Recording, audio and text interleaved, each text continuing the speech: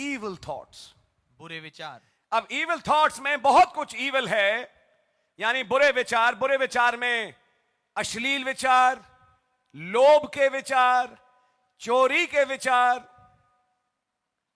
अब यहां पे थोड़ा सा एक बात है जो हमारे भाई बहन कह सकते हैं, ब्रदर ये तो ब्रदर हम रोक नहीं पाते, क्या करें, विचार तो विचार है, विचार तो आएंगे ही आएंगे।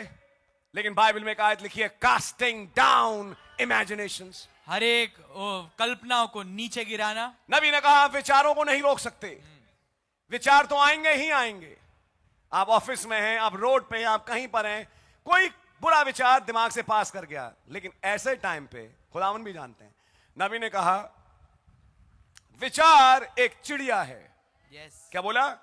विचार एक चिड़िया है जो तुम्हारे घर के ऊपर से उड़ती हुई जा रही है और तुम्हारे ऊपर आके बैठना चाहती है।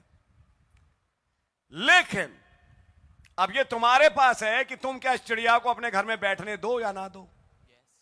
तो क्या करें? नबी ने तब मैसेज में बोला आपके पास वचन की पुराने और नए अदनामे की दुनाली गन है। आपके पास एक गन है, बंदूक है पुराने नए अदनामे की, कि आप उसे गोली मारें कि वो चिड़िया बैठे नहीं मतलब उड़ के चली जाए। यानी शैतान का कैसे सामना करो? वचन के द्वारा।